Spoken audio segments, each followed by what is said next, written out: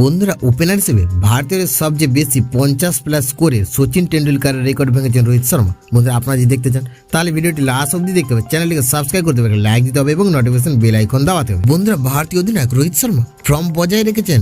রবিবার 4 আগস্ট শ্রীলঙ্কার বিরুদ্ধে দ্বিতীয় ওডিআই কলম্বোর আর প্রেমদাসা স্টেডিয়ামে খেলা হয়েছিল। আক্রমণাত্মক 50 করেছিলেন 37 বছর বয়সী এই ডানহাতি ব্যাটার। মোট 44 বলের মোকাবিলা করেন এবং 5টি 4 ও 4টি ছক্কার সাহায্যে 64 রান করেন। চলমান 3 ম্যাচের ওডিআই সিরিজে তার দ্বিতীয় 50 করেন। আন্তর্জাতিক ক্রিকেটে ওপেনার হিসেবে ভারতের সচিন টেন্ডুলকারের 120 50+ স্কোরের রেকর্ড ভেঙেছেন রোহিত শর্মা, যিনি 2007 সালে ভারতের অভিষেক করেছিলেন।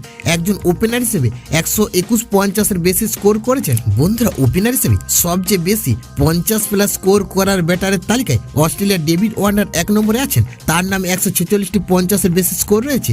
তারপরে রয়েছেন ওয়েস্ট ইন্ডিজের কিংবদন্তি ক্রিস গেল 144, শ্রীলঙ্কার সনাথ জয়সূর্যা 134। বন্ধুরা ওয়েস্ট ইন্ডিজের ডেডমন্ডস হেইন্স 131। বন্ধুরা দক্ষিণ আফ্রিকার সাবেক অধিনায়ক গ্রাইম স্মিথ 125। বন্ধুরা রবিবার ওপেনার হিসেবে টেন্ডুলকারের সর্বাধিক 50+ স্কোরের রেকর্ড ভাঙার পাশাপাশি রোহিত প্রথম ভারতীয় ওপেনার যিনি আন্তর্জাতিক ক্রিকেটে 300 রান করেছেন।